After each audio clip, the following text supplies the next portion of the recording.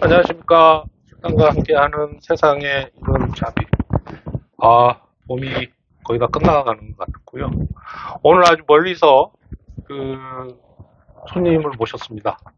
본인 소개 부탁드릴까요? 네, 안녕하세요. 저는 강동구에서 어린이집을 운영하고 있는 유영애 원장입니다. 반갑습니다. 반갑습니다. 어린이집 하신 네, 원장님이세요? 강동구에서? 네. 굉장히 멀리서 오셨어요. 날도 더운데. 진짜 오늘 많이 덥더라고요. 네. 갑자기 더워진 것 같아요. 그렇죠.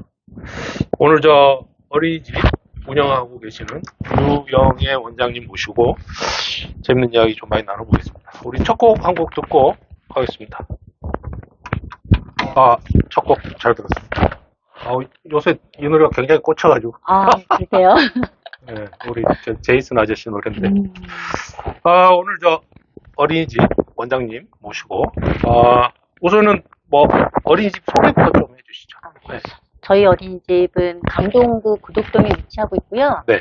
그 관리동, 그러니까 아파트에 있는 관리동 안에 있는 어린이집. 단지 안에? 네. 단지 안에 있는 어린이집이에요. 이름이 어떻게 돼요? 강동 리베라움 어린이집.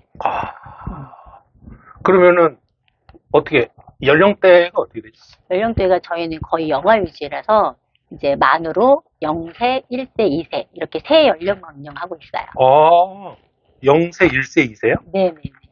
0세는 엄마가 보는 게 낫지 않나요? 잘 몰랐어요. 네. 그러니까 웬만하면 네. 그래도 이제 0세, 1세 정도까지는 가정에서 이제 어머님들, 학부모가 이제 보는 게 좋겠지만 요즘에는 어머님들이 맞벌이하는 가정들이 많기 때문에 0세부터 한 6개월, 한 8개월 이 정도부터는 어린이집에 보내는 가정들이 조금 많이 늘어나고 있습니다. 그러면은 지금 우리 애기들은 몇 명이나? 저희 지금 현재 저희가 51명 정원인데 51명? 네, 근데 지금 현원은 41명 재원하고 있습니다. 굉장히 많네요? 네, 영화로 있으니까 많죠. 그러네요. 네. 애기들이랑 이렇게 어떻게 하기가 굉장히 어려울 것 같은데? 아무래도 유아 아이들은 언어가 소통이 잘 되잖아요. 영어 아이들 같은 경우에는 언어 소통이 되지 않기 때문에 그렇죠. 선생님들이 아이들이 우는 소리라도 민감하게 좀 반응을 하고 잘 봐야 되는 이제 그런 부분이 있고 지금 4월이잖아요. 3월 달에 정말 아이들이 울고 이제 부모님하고 이제 적응 기간이 있잖아요. 그러다 보니까 많이 울고 이제야 조금 안정이 좀 됐습니다. 적응해서. 그렇죠. 아직까지도 적응 못한 아이들도 이제 한두 명 정도는 좀 있어요. 한두 명 정도는 있고 그래도 한 4월 말 정도 가니까 그래도 어느 정도는 좀 적응이 된 상태입니다. 그럼 이제 선생님들도 계시고. 그렇죠. 듣기만 해도 굉장히 어려운 저일 것 같아요. 하신 지는 얼마나 되신 거죠? 제가 어린이집 그러니까 유아교육을 전공을 하고 사실 교사 때서부터 이제 교사 생활을 한 11년 정도 하고 그다음에 12년 차 때부터 어린이집을 원장을 하기 시작을 했어요. 지금 거의 한 30년 가까이 이제 어린이집에서 일을 하게 됐죠. 그러면은 어린이집 선생님으로 했다가 이제 창업이라고 해야 됩니까? 그렇게 하신 건가요? 네, 맞습니다. 30년이면은 경력도 굉장히 오래되신 거네요. 그렇죠. 한 길만 걸은 것 같아요. 그때 봤던 아기가 지금 30살이라는 거 아니에요? 아니죠. 30살 더 된 거죠. 왜냐면 그때는 저는 맨 처음에 유치원부터 했기 때문에 유치원 때 저는 7세반을 조금 오래 했었어요. 가장 그러니까 한 37 정도 되지 않았을까. 나중에 만난 거나 그런 아직까지는 그때 아이들은 아직까지 연락하거나 만나는 일은 없는데 혹시나 또 이 방송을 보고 유영애 선생님이 이렇게 찾아오지 않을까 아주 작은 희망을 한번 가져봅니다. 아까 유아교육을 전공하셨다고 하셨는데 네네. 어떻게 이렇게 원래부터 이렇게 좀 아기들을 좋아하거나 그러셨나요? 아니면은? 일단 제가 전공은 유아교육이지만 제가 처음부터 유아교육을 해야겠다 이런 생각을 하지는 않았던 거고 근데 워낙 어렸을 때부터 아이들을 좋아하고 잘 따르고 했었어요. 그러다가 제가 고등학교 때 다른 쪽의 전공을 계속 하려고 했었는데 사실 잘 이루어지지 않아서 제가 삼수를 했거든요. 대학에. 대학을요? 네. 대학에 삼수를 했습니다. 그래서 제가 가려고 하는 과를 계속 떨어지다가 삼수를 하고 나서 사수 때 너무 많이 힘들어하니까 저희 큰오빠가 영애야, 너는 아이들을 너무 좋아하고, 넌 내가 봤을 땐 유아교육이 너한테 참 맞는 직업인 것 같다. 그래서 저희 큰오빠가 사실은 제 진로를, 권유를 해줬었어요. 그래서 우연찮게 그래서 이제 지원을 했는데, 이렇게 합격을 했고, 공부를 하다 보니까, 너무 재미가 있더라고요. 그리고 정말, 내가 이 길이 내 길이었나 싶을 정도로, 저는 공부도 재밌었고, 또 현장에서 아이들과 생활했을 때 너무나도 행복했던 것 같아요. 그 천성을 찾아가신 거 아닌가요? 그러니까 그 발견을 사실 저보다 주변에서 먼저 알아봐 줬던 것 같아요. 네. 저는 제가 유아교육을 할 거라고 사실은 정말 고등학교 때까지는 생각을 못했었는데 항상 생활을 했던 거, 내 주변에는 항상 제 조카들이라든지 이렇게 아이들이 늘 따라붙었고 어디 이제 집안 행사 가면 저희가 오남매인데 집안 행사 가면 아이들이 많잖아요. 그렇죠. 그러면 뭐 설 때, 명절 때 그러면 아이들 누군가는 봐야 되잖아요. 그럴 때마다 제가 다 아이들 보고 아니면 아이들 다 데리고 나가서 밖에서 놀아주고, 그리고 아이들이 뭐 이렇게 싸우고 장난하더라도 제가 한마디만 하면 그냥 다 조용해지고, 그랬던 기억이 정말 새록새록 나는 것 같아요. 그 해보시니까 이제 그게 내 적성에도 맞고. 네. 그러시군요. 그래도 이 어린 아이를 이렇게 뭔가를 교육을 하고 관리를 한다는 게 쉽지만 않을 것 같은데 혹시 뭐 기억나는 애로사항, 이럴 때 정말 좀 이런 일도 있었다, 뭐 이런 게 있으신가요? 많은 일들이 있죠. 저 아이들을 보다 보면. 이게 제가 교사였을 때와 원장이 됐을 때가 조금 다르더라고요. 그러니까 저는 뭐 원장으로 관리자로서만 일을 했던 게 아니라 교사 생활도 10년 넘게 하다 보니까 사실 이게 선생님들의 입장, 아이들의 입장, 그 다음에 학부모의 입장, 그다음에 운영자로서의 관리자의 입장을 저는 다 겪었던 것 같아요. 왜냐면 저도 자녀를 낳아봤으니까. 그러다 보니까 일단은 제가 어린이집 원장으로서 왔기 때문에 어린이집 원장으로서의 어떤 그런 애로사항을 보면은 가장 큰 거는 일단 교사인 것 같아요. 교사를 어떤 교사를 잘 채용을 해야 어린이집이 잘 운영이 되는가. 사실 학부모님들도 되게 걱정 많이 하잖아요. 요즘에는 아동학대 막 이런 것 때문에 대부분 민감하잖아요. 뭐 방송이 한번 터지고 나면 굉장히 어린이집에 술렁술렁하고 막 이러거든요. 근데 중요한 건 제가 운영자이다 보니까 제가 아이를 직접 가르치는 건 아니잖아요.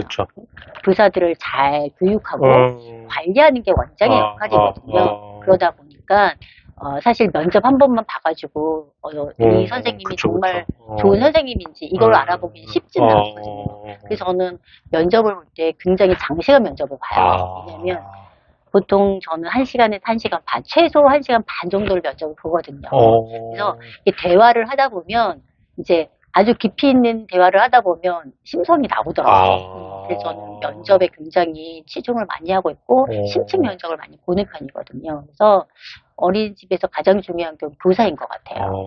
교사, 그리고 왜냐하면 교사가 정말 다른 직종은 다르잖아요. 내가 일을 하기 싫다, 뭐 휴가를 가고 싶다 해서 가면 되는 게 아니라 아이들을 봐야 되는 거기 때문에 그래서 교사가 무단결근을 한다든지 안 나와버린다든지 뭐 너무 많이 뭐 이렇게 약해서 아프다든지 이러면 사실 애로사항이 되게 많거든요. 그래서 저희는 그런 거 정말 성실성 이제 이런 교사들 그리고 정말로 아이들을 사랑하는 마음 이거는 일반 직종은 아니잖아요. 그러니까 그런 것 때문에 교사가 가장 중요하다고 생각을 하고 한 번은 교사가 무단결근해서 한 오래전 일이거든요. 아예 연락이 안 되는 거예요. 그래서 정말 저도 막 교실에 투입되고 막 이랬었는데 그래서 또 새로 교사를 잘 면접을 봐서 뽑았어요. 근데 한 2주 있다 또 그 교사도 안 나오는 거예요. 그래서 이상하게 그런 해가 있더라고요. 근데 지금은 사실 저희는 오래된 교사들이 많아요. 9년차, 6년차, 7년차 이렇게. 그래서 제가 늘 감사한 게 저희 선생님들. 정말 묵묵히 정말 한 자리에서 오랫동안 근무를 하고 계셔서 저희 선생님들한테 너무너무 감사한 부분이 있어요. 아까 그 인터뷰 말씀 잠깐 하셨는데, 예를 들어서 이제 그 아까 뭐 심층 면접을 보면 이분은 좀 아닌 것 같다라는 게 어디에서 나오나요? 주로 제가 그러니까 왜 이직을 하게 되는지를 물어봐요. 아, 그러면, 아, 네, 왜 이직을 하는지 물어보면, 선생님이 이제 그 원에 있었던 그런 비밀이잖아요. 그렇죠. 그거를 막 저한테 얘기를 해요.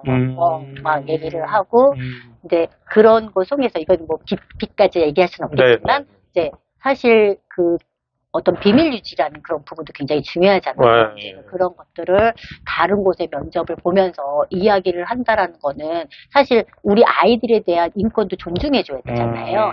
아이들의 개인정보도 중요시해야 되는데, 그렇죠. 이런 것까지 면접을 보면서 이야기를 한다 보면 또 아이들의 어떤 개인적인 어떤 개인정보라든지 이런 것들을 또 어디 가서 또 이야기를 할 수도 있는지 이제 이런 것들이 있을 수 있거든요. 이제 그런 거, 그 다음에 표정이라든지 저하고 대화할 때 되게 불안해서 막 눈을 어디다 둘지 몰라하는 그런, 왜냐 선생님이 안정적이어야 아이들도 안정적이에요. 그렇죠. 사실 어느 반에 문을 열고 들어가면 이 선생님이 굉장히 활기 있고 에너지가 넘치는 선생님이라는 건 아이들 보고 알거든요. 문 열면 그 분위기가 그런 분위기예요. 그런데 선생님이 말이 하나도 없고 너무 조용하고 엄격하면 그 반 문을 열고 들어가면 뭔지 모르게 싸한 느낌이 있어요. 그래서 굉장히 선생님이 어떤 그 성향에 따라서 반 분위기가 달라지거든요. 그래서 선생님이 어떤 그런 모습들을 통해서 또 이제 면접을 보고 있습니다.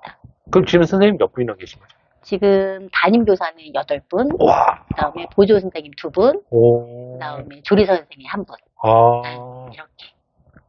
조리사 선생님은 음식 하시는 그렇죠. 아이들의 먹거리를 담당해 주시는. 야, 그럼 한 집에 지금 사람이 굉장히 많은 거네요. 네, 아무래도 영화반이다 보니까 저희가 그 어린이집은 잘 모르시겠지만 이렇게 반대 아동 정원이라는 게 있어요. 그래서 그 영세 같은 경우에는 아이 3명에 교사 1분. 선생님 한 명이 3명을 보는 거죠. 3명을 보는 네, 걸로? 3명을 보는 거고. 더 많으면 안 되니까? 네, 그리고 1세 같은 경우에는 선생님 한 분에 5명 아이들을 보는 거고, 또 2세 같은 경우에는 선생님 한 분에 7명의 아이들을 보는 거거든요. 그러다 보니 저희가 41명이다 보니까 담임교사 거기에 맞춰서? 그리고 영아 아이들이라서 선생님이 눈을 뗄 수가 없어요. 그러다 보니 또 이제 보조 선생님 저희 2명을 채용을 해서 그래서 각 반을 좀 도움을 줄 수 있도록 그렇게 운영을 하고 있습니다. 그렇겠네요. 혹시 그러면은 이 뭐 되게 이렇게 좀 뿌듯했다든지 뭐 이런 되게 행복한 뭐 이런 그런 뭐 어떤 에피소드? 어떤 경우가 있냐면 저희는 한 곳에서 또 오래 있다 보니까 그러니까 졸업한 학부모님이라든지 졸업한 아이가 저희 아파트 단지에서 막 놀고 있거든요. 근데 놀다가도 원장님 하고 막 들어와서 뭐 아이스크림 하나 사들고 온다든지 또 학부모님은 이렇게 편지 이렇게 쓰셔가지고 감사하다고. 감사하다고 이렇게 그건 써주시고. 감동적이네요. 그렇죠. 네. 정말로 3년 동안 내내 다니다가 말 한마디도 한 번도 없었던 정말 조용했던 학부모님이었는데 장문의 편지를 써주신 거예요. 그래서 정말 여기에서 우리 아이들 너무 진짜 다 키웠다. 정말 너무 감사하다라는 그런 표현을 해주신 걸 보고 진짜 눈물 나오더라고요. 그래서 손편지를 사실 요즘에 손편지 받기가 쉽지 않잖아요. 그렇죠. 손편지 다 쓰시고 또 그 어머니께서 이제 쿠킹 메이커를 이제 하신 거예요. 그래서 쿠키를 이렇게 만들어가지고 구워가지고 우리 저랑 우리 선생님들한테 딱 이렇게 나눠주시고 각각 편지를 써주셨는데 그럴 때 굉장히 감동적이고 너무너무나 감사하더라고요. 뭐 선생님이나 우리 저기 원장님이 잘하셔서 그런 거죠. 우리 선생님들이 잘하셔서. 그러니까. 굉장히 훈훈한 이야기네요. 역시 애기들이 있으면 사실 그런 게 있는 것 같아요. 그렇죠. 아무래도 이 아이들이 그러니까 어떨 때 이래요. 그러니까 얘네들이 어떨 땐 짐승 같거든요. 그러니까 정말 아무것도 모르는 제가 말한 짐승이란 정말 울고 아무것도 모르고 걷지도 못하고 이랬던 아이들이 저희 기관에 와서 3년 동안 지나면서 정말 이렇게 커가는 모습, 서로 대화하는 모습, 말하면 정말 한 단어만 했던 아이가 원장님 사랑해요 뭐 이렇게 얘기해주고 뭐 이럴 때 굉장히 정말 한 단어 뭐 엄마, 선생님도 땀땡님 이렇게 정말 단어 한 단어 배워가는 그렇게 못했다가 뭐 문장을 하고 또 이거를 또 여러 가지 이렇게 했을 때 그리고 잘 걷지도 못했던 아이들이 막 뛰고 걷고 이렇게 했던 모습들을 보면 이게 커가는 과정을 보잖아요. 그렇군. 근데 영아아이들은 커가는 과정이 정말로 눈에 띄게 보여요. 예, 그러니까는 이렇게 하루하루가 보이는 건 아니고 3월 달에 봤다, 한 4월 달에 봤다, 한 3개월 단위로 이렇게 보다 보면 이게 자라는 게 쑥쑥 크게 보이는 거예요. 그래서 어린아이들의 개월수 차이는 무시 못 하거든요. 보통 우리가 1월 1일부터 12월 31일까지 아이를 한 반에 같은 반이거든요. 네. 같은 연령인데, 사실 우리가 어른들은 10살 차이가 나도 친구하고 막 이러잖아요. 그렇죠. 그런데 이 같은 연령의 아이들은 1월생이랑 12월생 차이가 엄청 크거든요. 애기 때니까. 그렇죠. 네. 그러면은 오늘 혹시 이제 요 방송을 들으시는 분 중에 네. 나도 정말 애기들은 너무 좋아하고 우리 유영애 원장님처럼 이런 선생님을 좀 했다가 어린이집을 나도 한번 운영해보고 싶은 분들한테 이제 우선은 선생님이 좀 돼보고 싶은 우리 젊은 친구들한테 좀 해주고 싶은 이야기가 있으면. 저는 선생님이, 그러니까 어린이집, 그러니까 선생님도 종류가 많잖아요. 어린이집 그렇죠. 선생님, 네. 초등학교 선생님, 중고등학교, 대학교 교수님 되게 많은데, 사실 특히나 이렇게 어린이집, 유치원 선생님을 되고자 하는 교사들은, 직업적으로 했을 때 굉장히 신중하게 저는 생각을 해야지 될 것 같다. 그래서 저는 섣불리 권하지는 않아요. 왜냐면, 특히 우리나라 같은 경우에는 사실, 그러니까는 좀 소위 말하면 3D 업종 중에 하나다, 어린이집 교사가 이런 말이 있거든요. 그러니까 그만큼 굉장히 힘들고, 근데 중요한 건 힘든 것보다는 사명감이 조금 있어야 되거든요. 그냥 이게 하나의 직업이다. 내가 잡으로서 내가 일한 만큼 급여를 페이를 받는 이런 직업이라고 그 정도로 생각하고 교사를 택한다 그러면 저는 조금 더 심도 있게 생각을 해야 될 것 같다는 생각이 드는 게, 이거는 그냥 잡으로만 생각하면 안 되고 정말로 아이를 사랑하는 마음이 있어야 돼요. 근데 아이를 사실 엄마들도 아이를 엄청 사랑하잖아요. 그렇죠. 그런데 요즘 보면은 아동학대라는 게 기관보다는 가정에서 많이 일어나요. 그러니까 엄마가 아이를 사랑하지 않는 건 아니잖아요. 그렇죠. 그러니까 사랑하는 마음만 있는 게 아니라 이 한 아이에 대한 존중하는 마음, 배려하는 마음, 기다려주는 마음, 이게 내재져 있지 않으면 교사로서의 직업을 갖기는 조금 어려워요. 그렇겠네요. 네, 그래서 물론 사랑하는 마음은 기본이지만 내가 교사로서 이 아이에 대해서 이 아이를 하나의 인격체로서 존중해주는 거, 그 다음에 이 아이가 잘 자랄 수 있도록 기다려주는 거. 그러니까 조언해주고 기다려주는 거. 이런 마음이 굉장히 필요하거든요. 그런 마음을 내가 갖고 있다는 걸 어떻게 알 수 있죠? 일단은, 그래서 요즘에, MBTI라든지, 여러 가지 이제 검사를 하잖아요. 요즘은 저희도 교사들도 MBTI라든지, 아니, 애니어그램이라든지, 본인의 적성검사, 이런 것들을 많이 보거든요. 그래서 본인이 스스로 그런 것들을 조금 체킹도 해봐야 될 필요성은 사실 없잖아요, 있어요. 내가, 난 그냥 애들 좋아해. 그러니까, 겉으로 지나가는 애들을 보면서, 예쁘다 하는 거 하고, 그렇죠. 내가 그 안에 들어가가지고, 이걸 하는 거 좀 다르거든요. 그렇죠. 그래서 조금 경험이 좀 필요할 것 같아요. 그래서 보통은 만약 기독교인이라고 하면 이렇게 교회 안에서 성경학교라는 게 있잖아요. 그런 곳에 가서 내가 한번 이게 경험을 쌓고 또 예를 들어서 또 기독교인이 아니더라도 요즘은 알바라든지 대학생들 아르바이트 많이 하잖아요. 그러면 어린이랑 관련된 키즈 카페라든지 이런 곳에서 많이 경험을 할 수 있거든요. 그래서 그런 선 경험이 직업 교육의 하나인 것 같아요. 그냥 무조건 경험을 하는 게 아니라 그렇죠. 예, 그렇게 해서 내가 평소에 아이를 좋아하지만 이걸 직업적으로 했을 때 정말 나한테 맞는 건지 이거는 조금 점검이 조금 필요할 것 같아요. 그래서 실제적으로 저희가 신입교사를 제가 채용을 해서 했을 때 이 선생님이 정말로 좋아한다고 제가 3년을 근무를 해보고 이게 본인이 아니다고 싶으면 빨리 진로를 바꾸는 게 좋겠다는 고민을 다 하고 있거든요. 그래서 아닌데 불구하고 계속 하다 보면 아무래도 그렇죠. 선생님도 스트레스를 받고 사실 선생님이 가장 행복해야 되거든요. 그렇겠죠. 아이들이랑 있을 때 행복해야만 아이들한테 뭔가를 줄 수 있는데 그렇죠. 선생님이 아이들하고 있는 그걸 힘들어 한다든지, 이게 너무 뭐 이렇게 지친다든지, 여러 가지 이러면 아이들한테 다 전달이 되거든요. 그래서, 본인이 정말로 좋아서 선택을 했어도, 뭐 경험을 해보고, 뭐 1년이든 2년이든 3년 경험을 해봤을 때, 정말로 내가 이 직업을 평생 가져갈 직업인지는 한 번 정도 점검할 필요성이 있을 것 같아요. 그러네요. 아, 굉장히 중요한 말씀이신 것 같습니다. 그런데 예를 들어서 이제 선생님, 교사, 이 초임 교사의 어떤 이제 대략적인 급여는 어느 정도 되나요? 뭐 물론 다 다르겠지만. 예. 네. 그 초임 교사 같은 경우에는 그러니까 어린이집은 기본에 시작하는 게 구립 어린이집이 있고 그다음에 그러니까 이제 민간 어린이집. 그래서 조금 차이는 있어요. 있겠네. 왜냐하면 구립 어린이집은 나라에서 지원이 나오니까. 그렇다고 해서 많은 걸 지원해요. 실제적으로 민간 어린이집 교사하고 구립 어린이집 교사하고 차이는 많지는 않아요. 많지는 않고 보통은 우리가 최저임금이라고 있잖아요. 네네. 최저임금에서 나라에서 또 이제 처우 개선비라고 지원해주는 것들이 있거든요. 그 비용이 뭐 각 구마다 조금씩은 달라요. 그러니까. 각 구마다 지원해주는 게 틀려서 뭐 실수령액으로 한 200만 원 초반대 이상은 받는 것 같아요. 초임에. 예, 그러니까 사대보험 좀 제하고 나서 그러니까 그 정도 수준이라고 보시면 돼요. 알겠습니다.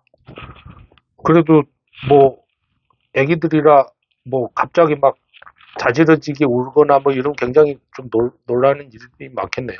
그렇죠. 아무래도 아이가 갑자기 자지러지게 운다 하면 아이들의 울음에도 다 뜻이 있어요. 그러니까 이게 정말 그러니까 영화 같은 경우는 변을 봐서 우는 건지, 배고파서 우는 건지, 어디가 아파서 우는 건지, 졸려서 우는 건지, 이게 울음이 다 다르거든요. 그래서 그걸 좀 민감하게 체킹을 해야 돼요. 그래서 이제 가장 먼저는 일단은 기저귀를 한번 확인해. 아이가 운다. 그럼 혹시 기저귀를 한번 확인을 해보고, 그리고 뭘 먹었을 때는 언제 먹었는지 한번 체킹해보고 또 이제 계속 먹는 친구가 있거든요. 식탐이 많은 친구는 뭐 너무 많이 먹으면 소화 비만이 되기 때문에 그래서 언제 먹었는데 이거 지금은 배고플 때가 아닌 것 같아. 그러면 아이가 졸린지 막 눈을 비빈다든지 하면 또 졸린 거 졸리면 막 짜증을 내고 그런다든지 아니면 한번 열 체크를 한번 해보고 왜냐면 열이 나거나 아이가 아프거나 해도 이제 울거든요. 그래서 그런 것들을 순차적으로 조금 점검을 해서 예 그럼에도 불구하고 아이가 어떤 이유인지 모르게 계속 울면은 조금 답답해서 울 수도 있는 거예요. 왜냐하면 어린이집에서 하루 종일 또 교실 안에 있다 보면 너무 답답할 수도 있거든요. 그래서 저희가 계속 하루에 한 번씩 바깥놀이를 나가요. 그런데도 불구하고 아이가 계속 운다 하면 잠깐 찬바람, 이제 바깥바람 좀 쐬어주고 그럼에도 불구하고 계속 운다 하면 학부모님께 전화를 해서 이제 너무 많이 울면 또 아이가 또 너무 많이 울면 경기할 수도 있거든요. 그래서 적당히 기관에서 조금 타이르고 조금 좀 진정이 될 때까지 한번 해보는 데까지 다 해보다가 그럼에도 불구하고 진정이 되지 않는다고 하면 학부모님께 연락을 드리겠죠. 얘기가 좀 많이 온다. 네. 그래서 이게 아파서 오는 건지 이제 이런 뭐 이유 없이 운다든지 아니면 좀 아플 수도 있고요. 혹시 아니면 다른 일이 있었는지. 그래서 저희가 항상 이렇게 수첩을 쓰거든요. 그래서 전에 혹시 어디가 컨디션이 좋았는지 안 좋았는지 부모님하고 좀 소통하는 그래야 우리 아이들 잘 볼 수 있기 때문에. 굉장히 일이 많네요. 그럼요. 일이 많죠. 알겠습니다. 오늘 유영애 어린이집 원장님과 지금 말씀 나누고 있습니다. 우리 첫 번째 코너 하나 하고 가야 됩니다. 원장님이 좋아하는 노래. 좋아하는 노래. 뭐 애창곡, 애청곡. 뭐 어떤 노래인지, 그다음에 뭐 그 노래에 대한 뭐 어떤 이야기가 있는지 말씀해 주시면 노래 한 곡 듣고 가겠습니다. 어떤 노래 준비? 일단 제가 두 개는 준비를 했는데 사실 저는 노래를 듣는 건 굉장히 좋아해요. 듣는 거 너무 좋아하는데 부를 줄 아는 건 없고 특별히 제가 이렇게 애창곡을 꼭 그렇게 가지지 않는데 제가 어디 가면 이제 우리나라 문화가 이렇게 어디를 가면 이렇게 노래를 시키는 문화가 있더라고요. 그래서 노래방에 가면 꼭 이제 한국어로 하면은 어쩔 수 없이 뭔가를 하나 해야 되는데 제가 사실은 음치거든요. 음치라서 정말로 노래를 안 해요. 안 하는데 그래도 제가 그래서 막 열심히 찾아봤어요. 아, 열심히. 그러니까는 내가 내가 부를 수 있는 부를 수 노래가 있는 뭐가 있나? 내 음역대에서 내 음역대에서 아, 과연 부를 수 있는 게 아, 정말 막 찾다가 굉장히 그래서 찾은 노래. 그리고 아, 평상시에도 좀 그래도 즐겨 듣고 좋아했지만 그래도 내가 부를 수 있는 게 뭔가 중에서 찾은 노래입니다. 알겠습니다. 어떤 네. 노래죠? 전윤아의 너를 사랑하고 또 네. 알겠습니다. 이 옛날 대학가요제 노래 아닌가요? 네, 맞습니다. 아, 대학교 때 이걸 찾았던 노래예요. 그래서 제가 두 곡을 준비해 왔는데 하나가 이게 대학생 때도 선배님들이 열심히 이제 새내기들 하고 나면 술 먹고 나면 이제 노래를 시키면 정말 부를 노래가 없어가지고 그때 불렀던 노래. 그렇습니다. 이 노래를 하신 걸로 이제 원장님 나이가 이제 거의 다 드러나는 거죠. 그러네요. 전유자의 전유자. 너를 사랑하고 한 곡 듣고 가겠습니다.